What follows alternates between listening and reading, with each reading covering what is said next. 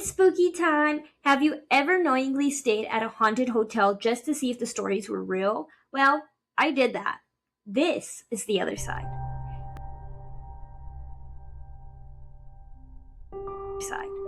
Hello, welcome back to the other side with your host ASOS. I hope that you guys came back. I hope that there's returning people. I hope there's new people.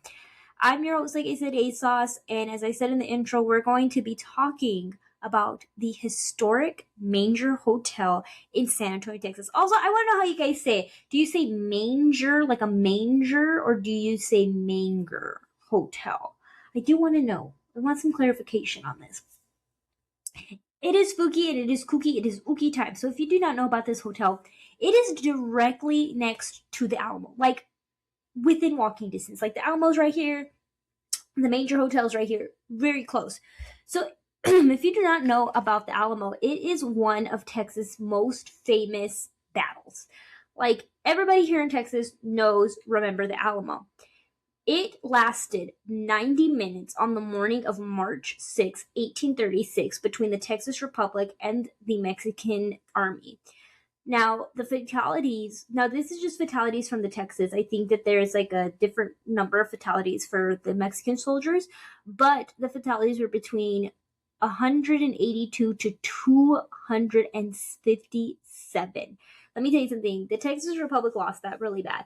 They knew that they were not prepared. They knew what was coming, and it really became a battle cry for Texas to gain its independence. So keep in mind this huge historical battle happened.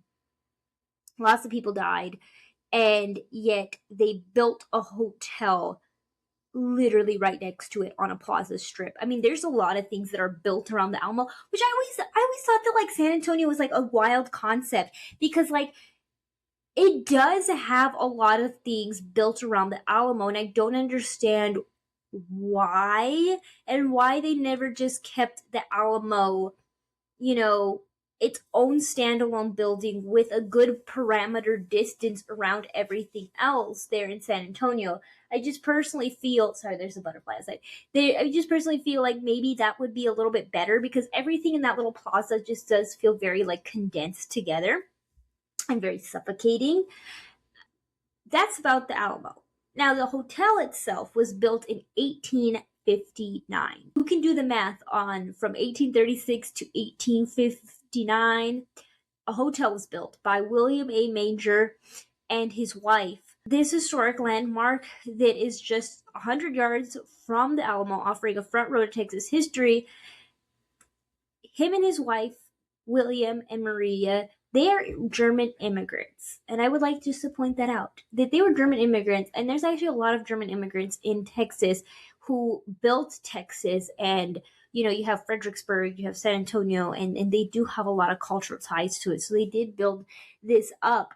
It was an original 2-story hotel becoming a social and political hub. Now, originally when this hotel was built up, they actually did a brewery at first, which is a very German thing to do. Alcohol first. And then they decided that a hotel would be better because of the fact that like people were drinking, they would want to stay the night.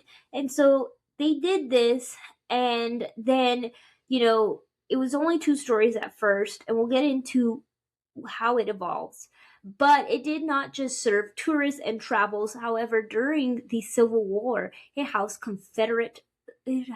the Confederate Army, providing food and medical assistance. It hosted legendary figures like Theodore Roosevelt, Robert E. Lee, Ulysses S. Grant, Babe Ruth, Mae West, and Gutzon Borglum. I don't know who that is.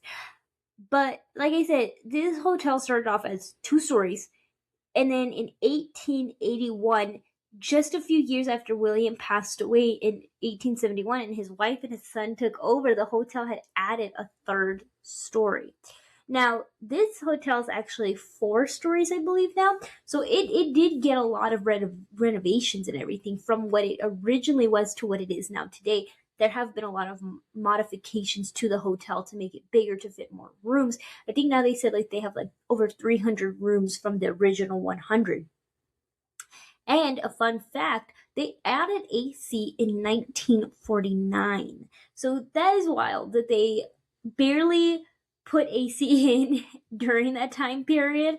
And I always do wonder, like, how do people like live back in the day without any AC? Like that is just crazy.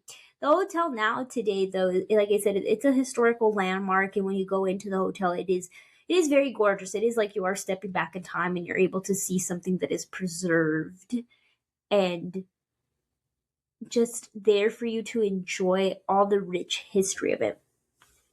So let's talk about the ghosts of the hotel. So it is claimed that Theodore Roosevelt's ghost is frequently seen there at the bar of all places. Staff say that at night they see a man appear at the bar. The said man is known to be a vocal spirit who hollers at the staff.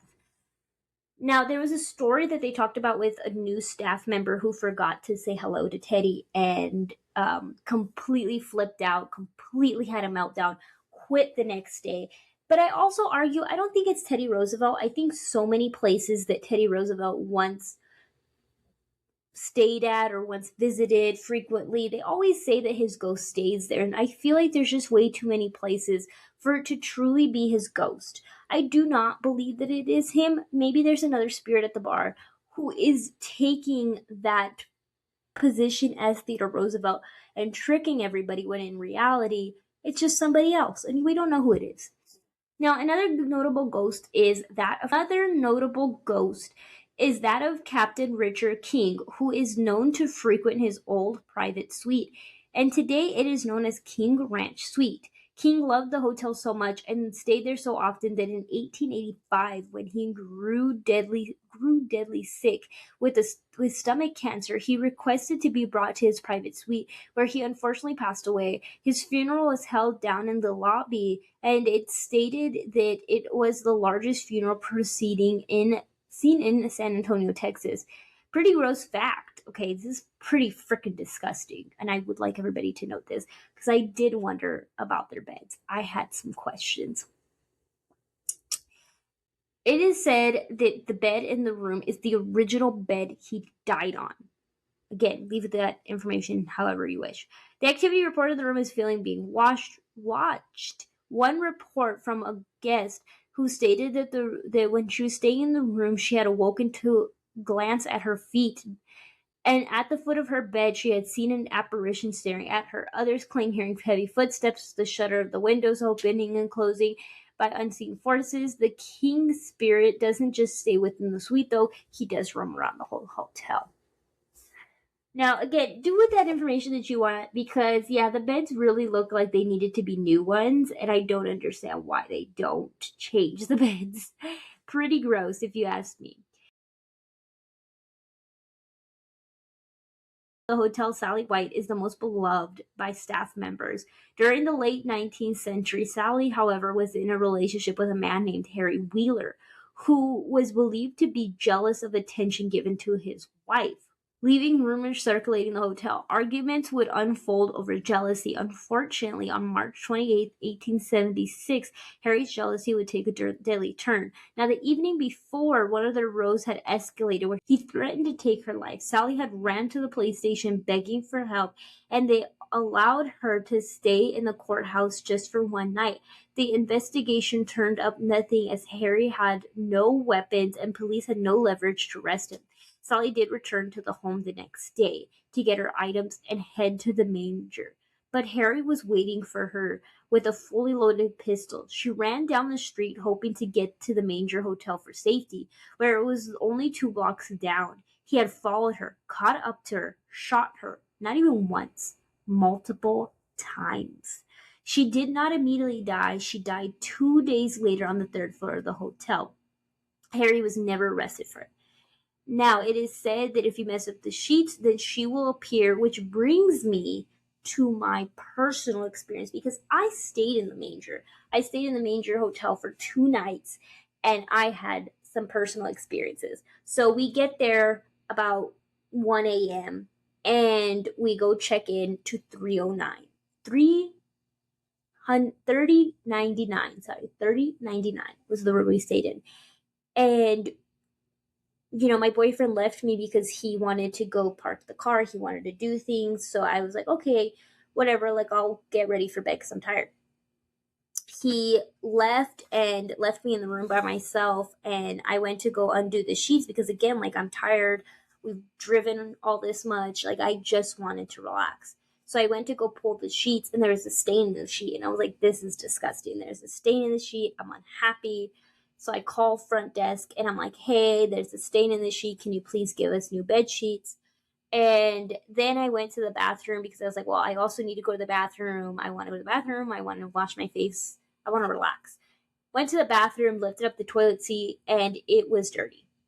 It was not cleaned. It had pee stains all over it.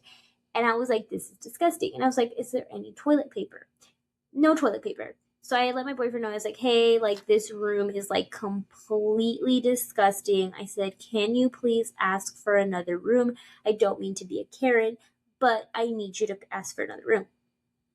And he said, yes, let me see what I can do. So he had left, and he had went to go ask, and I stayed in the room waiting for him to come back. And while I was waiting, I heard in the bathroom, ding, ding, and it was the toilet seat moving. Like, have you ever heard the toilet seat clink, like a little clink, clink? And I was like, hello. As soon as I said hello, somebody touched the bed. And I was like, hello? So I naturally did what anybody else would do. I did an EVP session, and I tried to ask who was there. But I do feel as if maybe I could have done my research before, because you know what? I always make this argument that, like, maybe you shouldn't really call out the spirits and, like, harp too much on, like, who potentially could be in that room. But I do think, like, in Sallie's case, like, it would have been nice maybe just to know about her, to ask if maybe it was a soldier spirit or if it was Sallie, because she's known to frequent the third floor. And I feel bad for not really acknowledging her properly. So we move to the fifth floor. No, not the fifth floor. We move to the fourth floor. We move to 4090. And the room felt different. So the third floor felt very heavy. It felt like a lot in the third floor. And then we moved to the fourth floor, and it just felt so much different than the third. And I was like, okay, whatever. Like, we had no experiences the first night. None. We left, and we came back to the hotel, and my socks were missing. And I was like, maybe I just misplaced them. You know what I mean? Like, I'm throwing my stuff around. I'm not really like a cleanliness person when it comes to being in a hotel room. Paid it no mind. And then I went to the bathroom, and I saw my socks under the bed, and I was like, that's weird. That's a weird place for them to be. Maybe I did that myself, you know? Maybe I did. Maybe I didn't. Who knows? So then we get back again at 1 a.m. because we were at a concert and everything like that. And then I had asked my boyfriend if he was going to take a shower or if he was going to use the bathroom, because I saw somebody at the front of the bathroom door. And he starts talking to me from the opposite side of the room by the door. And I was like, you're not in the bathroom? Like, I could have sworn I saw somebody standing right there in front of the bathroom. So whatever, we go to bed. And then I woke up because I had this huge coughing attack. I couldn't breathe. I was choking. I was gasping for air. I get up, and the bathroom door's open. And I'm like, I closed that. But maybe my boyfriend got up. Maybe he went to the bathroom. Maybe there's an rational explanation for it. I was fully prepared in the morning to ask my boyfriend, hey, did you open the bathroom door last night? Did you forget to close it? Did I forget to close it? What happened with the bathroom door? But I noticed my socks were pointing towards the bathroom. My socks were moved again, because I didn't place them like that. I didn't lay them flat, nicely pointed towards the bathroom.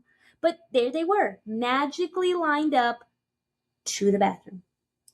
And we did so many experimentation on the door. Nothing, because when we woke up in the morning, it was closed. And I was like, I don't think I explained that properly. So the socks were like pointed towards the door. The door was like cracked open. I woke up the next day, the door was closed instead of open, and I felt crazy because I was like, dude, that door was open last night. Like, swear to you, that door was open last night. And my boyfriend said he didn't get up. He was knocked out. No explanation for why the door was open, why the door closed again. No clue. But yeah, I 10 out of 10 recommend staying at the Manger. I think it's such a creepy location. I think that it definitely has some ghosts in there. I definitely think that, you can have an experience there. And I do think that if you go, do know who your ghosts are, because I do think it will help you understand the hotel a little bit more. This was The Other Side with your host ASOS. Please like, share, subscribe. Please leave in the comments if you've had any personal paranormal experience in the Manger. And I hope to see you guys next week. Bye.